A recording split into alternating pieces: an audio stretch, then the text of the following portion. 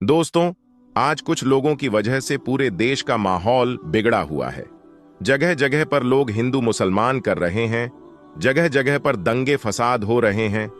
हाल ही में आपने हरियाणा के मेवात के नूह में देखा और सुना भी होगा कि किस तरह से वहां का माहौल बिगड़ा हुआ था। ऐसे बिगड़े हुए माहौल में हम आपको दो ऐसे वाकया बताते हैं जिसको सुनकर आप समझ जाएंगे कि ना तो सारे हिंदू बुरे होते हैं और ना ही सारे मुसलमान बुरे होते हैं। सिर्फ कुछ लोग बुरे हैं जो अपने फायदे के लिए ऐसा करते हैं। ये दोनों वाकया यकीनन आपके दिलों से नफरत को मिटा देंगे। इसलिए आज की वीडियो आप सभी के लिए बहुत ही खास है। आप हिंदू हो या मुसलमान, आप इस वीडियो को आखिर तक जरूर देखें। और अगर आपको ये लगे कि ये वीडियो हिंदू और मुसलमान को एक करने में मददगार साबित हो सकता है, तो आप इस वीडियो को दिल से एक लाइक करें और मेहरबानी करके इसे शेयर भी कर दें ताकि और भी लोगों के पास ये वीडियो पहुंच जाए। तो चलिए आज की वीडियो को शुरू करते हैं। दोस्तों, पहला जो वाकया है ये है इलाहाबाद की रहने वाली एक लड़की जिसका नाम आरती था। आरती लखनऊ में रहकर अपनी पढ़ाई पूरी कर रही थी। आरती उस दिन अपने घर इलाहाबाद जाने वाली थी, मगर उसी दिन उसके किसी फ्रेंड के घर पर कोई पार्टी थी। इसलिए उसने सोचा कि पहले मैं अपनी फ्रेंड के घर पार्टी अटेंड कर लेती हूं, उसके बाद शाम को अपने घर चली जाऊंगी। बस यही सोचकर उसने अपना रिजर्वेशन भी करवा लिया था। उसके बाद आरती ने पार्टी अटेंड की और फिर शाम को सीधी वो अपने फ्रेंड के घर से निकली और रेलवे स्टेशन पहुंच गई और जाकर ट्रेन में अपनी सीट पर बैठ गई। आरती का रिजर्वेशन जिस बोगी में था उसमें लगभग सभी लड़के ही थे जिनके हंसी मजाक आरती को खूब डरा रही थी। टॉयलेट जाने के बहाने से आरती पूरी बोगी में घूम आई थी। मुश्किल से पूरी बोगी में 2 या 3 औरतें रही होगी। ये देखकर आरती डर से कांप सी गई, क्योंकि पहली बार वो रात के वक्त ट्रेन में अकेली सफर कर रही थी, इसलिए वो पहले से बहुत घबराई हुई थी। और अब उसकी बोगी में सारे लड़के ही भरे पड़े थे। ये देखकर वो और भी ज्यादा डर गई थी। इसलिए फिर वो खुद को सहज करने के लिए अपनी सीट पर बैठी और एक मैगजीन निकालकर पढ़ने लगी। बोगी में लड़कों का एक झुंड था जो किसी कैंप में जा रहा था। उनकी हंसी मजाक और उनके चुटकुले आरती को और भी ज्यादा डरा रहे थे। आरती के डर और भी बीच रात धीरे धीरे गुजरने लगी, मगर आरती अभी भी कांप रही थी। ये देखकर अचानक सामने की सीट पर बैठे लड़के ने कहा, हेलो, मेरा नाम अनिल है और आप तो डर के मारे पीली पड़ चुकी हो। तो आरती ने धीरे से कहा, हाँ। तो वो लड़का कहने लगा, जी कोई बात नहीं, अगर आप अपना नाम बताना नहीं चाहती हो तो मत बताइए, मगर वैसे आप जा कहां रही हो? तो आरती ने धीरे से कहा कि इलाहाबाद जा रही हूं। इतना सुनते ही लड़के ने कहा, क्या इलाहाबाद? अरे वाह, वो तो मेरी नानी का घर है। इस रिश्ते से तो आप मेरी बहन लगी। फिर खुश होते हुए अनिल ने इलाहाबाद की अनगिनत बातें बताना शुरू कर दिया कि उसके नाना जी काफी नामी इंसान हैं। उसके दोनों मामा सेना में बहुत ऊंचे पद पर हैं। इस तरह से वो नई पुरानी बातें करने लगा। आरती भी धीरे धीरे नॉर्मल होकर अनिल की बातों में रुचि लेने लगे। आरती रात भर अनिल जैसे भाई के साए में सोती रही। सुबह आरती ने कहा, लीजिए, आप मेरा पता रख लीजिए, अगर कभी नानी के घर आना हो तो आप हमारे घर जरूर आइएगा। तो ये सुनकर लड़के ने कहा, कौन सा नानी का घर?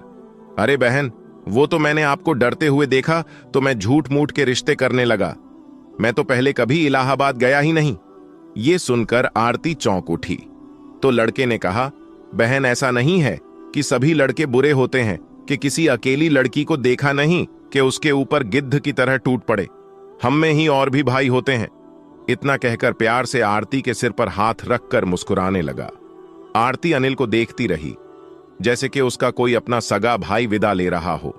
आरती की आंखों में आंसू आ गई। तभी अनिल ने आरती से कहा, हां बहन, मेरा नाम अनिल नहीं है, मेरा नाम रियाज है। यह सुनकर आरती और भी ज्यादा हैरान रह गई। दोस्तों, ये तो हो गई एक लड़की की बात। अब आपको एक मुस्लिम लड़के का वाकया बताते हैं जिसको सुनकर आपका भी दिल खुश हो जाएगा और आपके दिल से नफरत खत्म हो जाएगी। दोस्तों, अब हम आपको जो वाक्य बताने वाले हैं, ये वाक्य गुजरात दंगे का बताया जाता है। कहा जाता है कि 27 फरवरी 2002 को दिन के वक्त एक ट्रेन में आग लगने की वजह से हिंदू मुसलमान के बीच में लड़ाई शुरू हो गई, जो रात तक बढ़ते बढ़ते बहुत ज्यादा बढ़ गई थी। फिर रात के वक्त लोग टोलियों की शक्ल में सड़कों पर घूमने लगे और बेकसूर लोगों पर हमला करने लगे। उसी रात गुजरात के अहमदाबाद शहर में एक हिंदू लड़की अपने घर जा रही थी। इसी बीच उसने देखा कि सामने से सैकड़ों की तादाद में लोग अपने हाथों में तलवार ली और शोर शराबा करते हुए आ रहे हैं। ये देखकर वो हिंदू लड़की बहुत घबरा गई और इधर उधर भागने लगी। वो बहुत से घरों में गई, मगर ऐसी हालत में किसी ने भी अपने घर का दरवाजा नहीं खोला। ऐसे में वो लड़की बहुत ज्यादा डर गई थी। फिर वो भागते भागते हड़बड़ाहट में एक मस्जिद में दाखिल हो गई, यानी कि फिर वो धोखे से एक मस्जिद में घुस गई और एक कोने में छुपकर खड़ी हो गई। मस्जिद में दाखिल होने के बाद उस हिंदू लड़की ने देखा कि मस्जिद के दूसरे कोने में एक जवान मौलवी बैठा हुआ कुरान पाक की तिलावत कर रहा है, यानी कि एक चिराग की रोशनी में एक मौलाना कुरान पढ़ रहा है। मौलवी को देखकर फिर वो हिंदू लड़की उनके पास गई और उनको बाहर का सारा माजरा बता दिया, यानी कि उस मौलवी को सब कुछ बता दिया कि वो ऐसे ऐसे अपने घर को जा रही थी, मगर उसके सामने दंगाई आ गई, इसीलिए वो डर के मारे यहां पर आकर छुप गई है। फिर वो हिंदू लड़की मौलाना के सामने हाथ जोड़कर कहने लगी कि आप मुझे बचा लीजिए, आप मेरी हिफाजत कीजिए। अगर मैं इस वक्त यहां से बाहर गई तो बाहर खड़े दंगाई मुझे मार डालेंगे। अभी बाहर के हालात बहुत ज्यादा खराब है। ऐसे माहौल में अब मैं अपने घर को नहीं जा सकती हूं, इसीलिए मैं रात भर यहीं रहकर गुजारना चाहती हूं। फिर वो हिंदू लड़की हाथ जोड़कर मौलवी से कहने लगी कि मैं आपके सामने हाथ जोड़ती हूं, आप मुझे रात भर यहां पर रुकने की इजाजत दे दीजिए। लड़की की इन बातों को सुनने के बाद मौलवी साहब उठे और मस्जिद के दरवाजे पर गए और बाहर के हालात को देखने लगे। मौलवी साहब ने देखा कि बाहर के हालात वाकई में बहुत ज्यादा खराब थीं। सैकड़ों की तादाद में लोग हाथों में लठ लिए इधर उधर घूम रहे हैं और बहुत से लोग हाथों में तलवारें लिए मस्जिद के बाहर खड़े हुए हैं। ये देखकर मौलवी साहब भी बहुत डर गए। उन्होंने मस्जिद का दरवाजा बंद किया और अंदर जाकर उस लड़की को मस्जिद में रुकने की इजाजत दे दी। अब वो लड़की वहीं मस्जिद के दूसरे कोने में जाकर बैठ गई और मौलाना साहब फिर से कुरान पढ़ने में मसरूफ हो गए, यानी कि कुरान पाक को पढ़ना शुरू कर दिया। उस मौलाना के सामने एक चिराग रखा हुआ था जो चल रहा था। अब इधर वो लड़की मस्जिद के दूसरे कोने में बैठकर मौलाना साहब को देख रही थी। तभी उस लड़की ने देखा कि मौलाना साहब ने कुरान पढ़ने के दौरान अपनी एक उंगली को उस चिराग में डाल दिया और अपनी उंगली को जलाने लगे। फिर थोड़ी देर के बाद मौलाना ने वापस अपनी उंगली को चिराग से बाहर निकाला और फिर से वो कुरान पाक पढ़ने लगे। थोड़ी देर के बाद में लड़की ने फिर देखा कि वो मौलाना साहब फिर से वही काम करने लग गए हैं, यानी कि उन्होंने फिर से अपनी उंगली को चिराग में डाल दिया और थोड़ी देर जलने के बाद उन्होंने वापस अपनी उंगली को बाहर निकाल लिया। मस्जिद के दूसरे कोने में बैठी वो हिंदू लड़की ये सारा मंजर अपनी आंखों से देख रही थी। ये देखकर वो लड़की हैरान और परेशान हो गई और सोचने लगी कि ये मौलाना साहब कहीं पागल तो नहीं हो गए हैं जो बार बार अपनी उंगली को आग में जलाते हैं। खैर दोस्तों, फिर ऐसे सोचते सोचते उस लड़की की आंख लग गई, यानी कि उसको नींद आ गई और फिर पूरी रात निकल गई और सुबह हो गई। सुबह वो मौलाना उठे और मस्जिद के दरवाजे पर गए और उन्होंने बाहर के हालत देखे।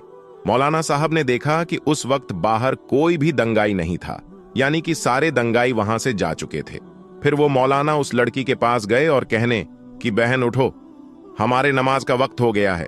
अभी थोड़ी देर के बाद ही यहाँ पर बहुत सारे नमाजी आने वाले हैं, इसीलिए अब तुम्हारा यहाँ पर रुकना मुनासिब नहीं है, क्योंकि अगर लोगों ने तुमको यहाँ पर देख लिया तो लोगों में बदगुमानी पैदा हो जाएगी, लोगों में एक डाउट पैदा हो जाएगा। इसलिए अब तुम जल्दी करके यहाँ से चली जाओ। और मैंने बाहर जाकर देख भी लिया है, अभी बाहर के हालात नॉर्मल हैं, बाहर का रास्ता भी साफ हो चुका है। अब आप आसानी से अपने घर को जा सकती है। आओ अब मैं तुमको बाहर तक छोड़ देता हूं। ये सुनकर उस लड़की ने कहा कि अगर बाहर का रास्ता साफ हो चुका है तो मुझे जाने में कोई हर्ज नहीं, मगर मैं जाने से पहले आपसे एक बात जरूर पूछना चाहूंगी। मैं आपसे एक सवाल करना चाहती हूं, पहले आप उसका जवाब दीजिए। ये सुनकर मौलाना साहब कहने लगे कि पूछिए बहन, क्या पूछना चाहती हो? तो वो कहने लगी कि मौलाना साहब, मुझे ये बताइए कि आप रात भर अपनी उंगली को चिराग में जलाने की कोशिश क्यों कर रहे थे? ये सुनकर मौलाना साहब कहने लगे, बहन, इस बारे में आप ना ही पूछो तो अच्छा है, क्योंकि ये मेरा जाति मामला है, इसलिए मैं इसके बारे में आपको नहीं बता सकता। तो ये सुनकर वो लड़की कहने लगी कि जब तक आप मुझे इसके बारे में नहीं बताएंगे तब तक मैं यहां से वापस नहीं जाऊंगी। इसीलिए फिर मौलाना साहब को इसके बारे में मजबूरन बताना पड़ा। फिर वो मौलवी साहब कहने लगे कि देखो बहन, बात दरअसल ये है कि जब तुम रात के वक्त यहां पर आई थी तो तुम्हारी खूबसूरती को देखकर शैतान ने मुझको बहकना शुरू कर दिया था। इसीलिए फिर मेरे दिल में नफसियती ख्वाहिशात उभरने लगे थे, यानी कि तुमको देखकर मेरे दिमाग में गलत गलत और गंदे ख्याल आने लगे थे और वो मुझको बेचैन करने लगे थे।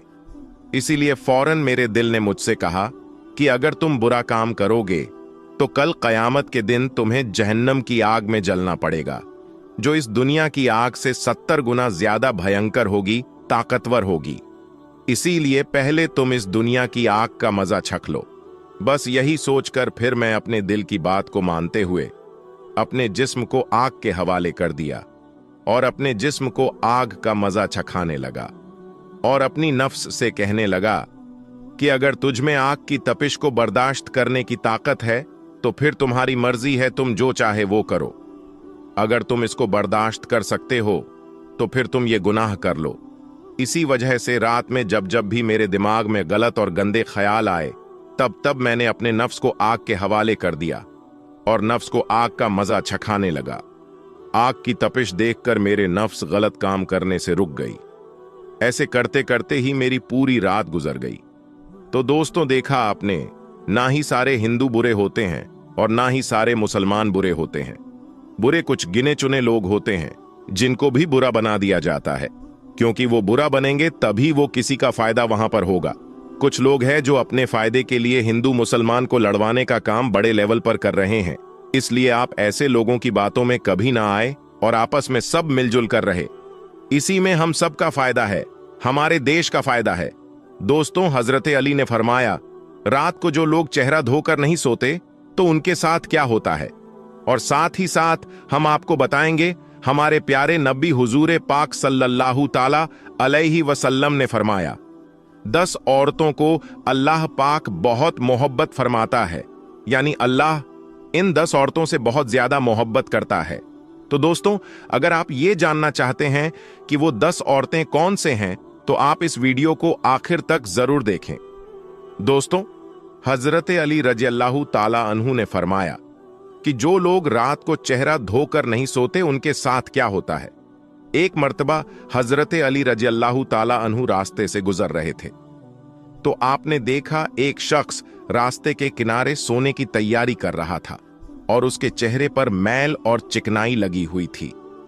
तो हजरत इमाम अली रज़ियल्लाहु ताला अन्हु उसके करीब गए और फरमाने लगे, ऐ बंदाए खुदा, याद रखना, सोने से पहले अपने हाथों और चेहरे को धो लेना, क्योंकि जो इंसान रात को चेहरा धोकर नहीं सोता तो शैतानी जिन्न और इंसान उसके चेहरे को चाटते रहते हैं और यूं उस इंसान को डरावने ख्वाब और उसके दिमाग में वहम और वसवसे आते रहते हैं।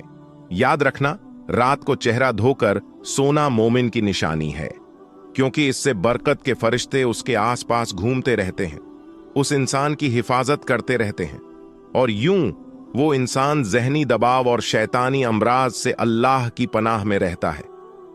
दोस्तों, अब हम आपको बताते हैं कि प्यारे नबी हुजूर पाक सल्लल्लाहु अलैहि वसल्लम ने फरमाया, अल्लाह पाक 10 औरतों से बहुत ज्यादा मोहब्बत करता है।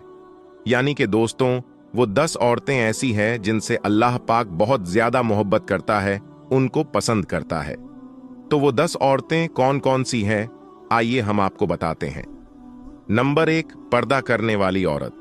दोस्तों, नबी करीम हुजूर पाक सल्लल्लाहु अलैहि वसल्लम ने इरशाद फरमाया कि जन्नत में लोग अल्लाह का दीदार करने के लिए ख्वाहिशमंद होंगे, मगर जो औरत दुनिया में पर्दे की हालत में रहेगी तो ऐसी औरत के दीदार के लिए अल्लाह खुद ख्वाहिशमंद होगा। और जो औरत दुनिया में अपने आप को ढांप कर रखती है, यानी कि पर्दे की हालत में रखती है, तो ऐसी औरत को अल्लाह बहुत पसंद करता है और ऐसी औरत से अल्लाह पाक बहुत ज्यादा मोहब्बत करता है। नंबर 2, शौहर की फरमाबरदार औरत। दोस्तों, नबी करीम सल्लल्लाहु अलैहि वसल्लम ने इरशाद फरमाया कि ऐसी औरत भी अल्लाह को बहुत ज्यादा पसंद है जो अपने शौहर का कहना मानती है, जो अपने शौहर की फरमा बरदारी करती है। तो ऐसी औरतों से अल्लाह पाक बहुत मोहब्बत करता है। नंबर 3, गैर मर्द की निगाह से अपने आप की हिफाजत करने वाली औरत।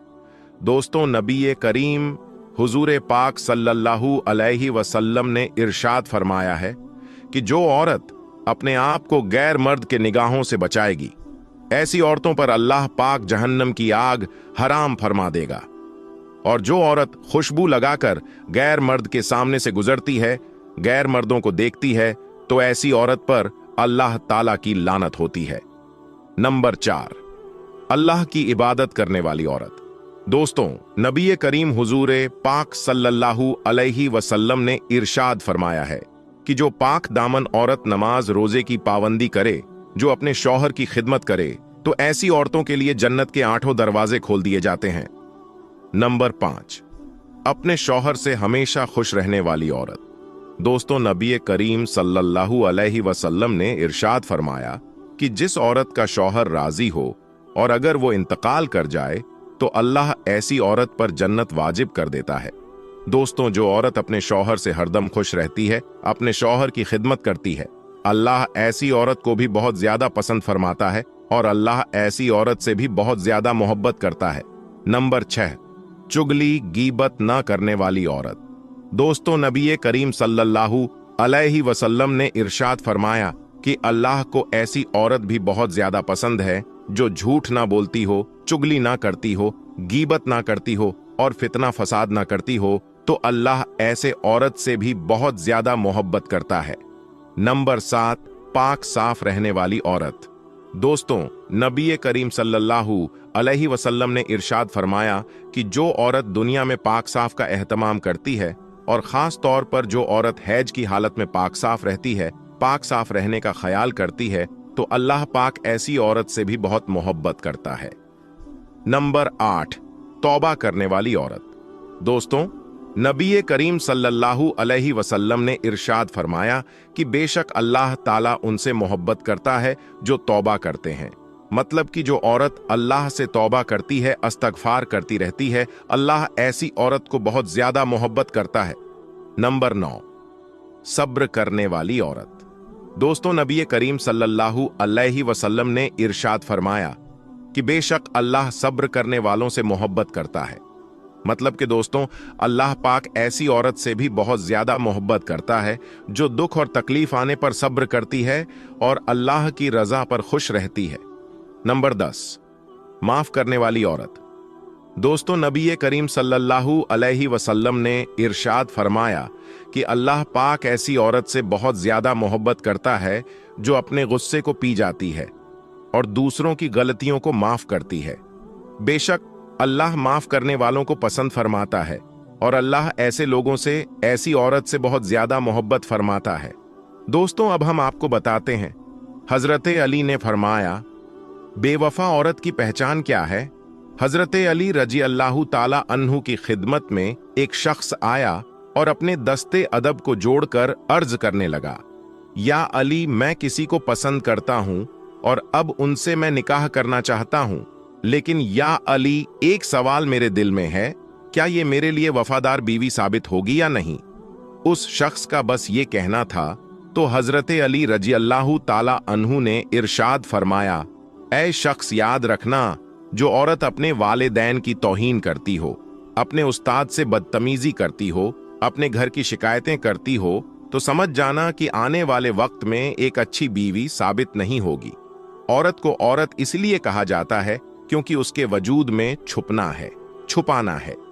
जो औरत अपने घर की शिकायतें किसी गैर के सामने बयां करे तो समझ जाना कि आने वाले वक्त में वो तुम्हारे ऐब भी किसी और के सामने बयान करेगी।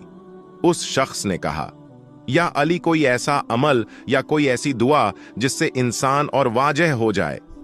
तो हजरत अली रजी अल्लाह ताला अन्हु ने इरशाद फरमाया, ऐ शख्स, इस जमीन पर सबसे ज्यादा बदतरीन अमल झूठ है जो तमाम गुनाहों की जड़ है। याद रखना, जिस औरत की फितरत में झूठ हो, धोखा हो, वो कभी भी किसी के साथ वफा नहीं कर सकती है। दोस्तों, हजरत अली ने फरमाया कि बेवफा औरतों की 11 निशानियां होती हैं। नंबर 1, पर्दा ना करने वाली औरत। दोस्तों, हजरत अली ने फरमाया कि जो औरत अपने आप को ढककर नहीं रखती वो इस दुनिया की बेवफा औरतों में से एक औरत है। नंबर 2, शौहर की नाफरमानी करने वाली औरत। दोस्तों, हजरत अली ने फरमाया कि जो औरत अपने शौहर का कहना नहीं मानती वो इस दुनिया की सबसे बेकार और बेवफा औरतों में से एक है। नंबर 3, बदजुबान औरत। हजरत अली ने फरमाया कि जो औरत बदजुबान होगी, यानी अपने मुंह से गलत बातें करने वाली औरत भी बेकार और बेवफा होती है। नंबर 4, बालों को खुला रखने वाली औरत। दोस्तों, जो औरत अपने बालों को खुला छोड़ती है, यानी अपने बालों की नुमाइश करती है, वो भी बुरी और बेवफा औरत होती है। नंबर 5, सबसे ज्यादा अक्लमंद समझने वाली औरत। दोस्तों, हजरत अली ने फरमाया कि ऐसी औरत जो अपने खानदान में अपने आप को सबसे अफजल समझती है, वो औरत भी बेकार और बेवफा होती है। नंबर 6, ज्यादा बोलने वाली औरत। दोस्तों, हजरत अली ने फरमाया कि ऐसी औरत जो दूसरों को बोलने का मौका नहीं देती, ऐसी औरत भी बुरी औरत होती है। नंबर 7, ज्यादा सोने वाली औरत। हजरत अली ने फरमाया कि ऐसी औरत भी बेकार औरत होती है जो सोने की ज्यादा फिक्र करती है, यानी जिसको नींद बहुत ज्यादा पसंद हो। नंबर 8, चीख चीख कर बोलने वाली औरत। हजरत अली ने फरमाया कि जो औरत जोर जोर से बात करती है वो औरत भी बेवफा होती है। नंबर 9, बारीक लिबास पहनने वाली औरत। दोस्तों, हजरत अली ने फरमाया कि जो औरत बारीक यानी दिखावे वाले कपड़े पहनती हैं वो औरत भी बेकार और बेवफा औरत होती है। नंबर 10, पीठ पीछे बुराई करने वाली औरत। दोस्तों, हजरत अली ने फरमाया कि ऐसी औरत भी बेकार और बेवफा होती है जो लोगों के पीठ पीछे अपने खानदान की बुराई करती है।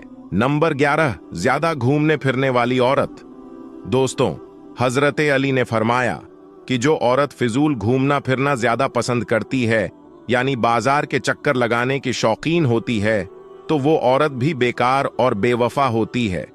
दोस्तों, आखिर में अल्लाह ताला से दुआ है कि अल्लाह ताला हमारे मुसलमान माओं बहनों को हिदायत अता फरमाए और अपने शौहरों की हुक्म की तामील करने की तौफीक अता फरमाए। आमीन सुम्मा आमीन।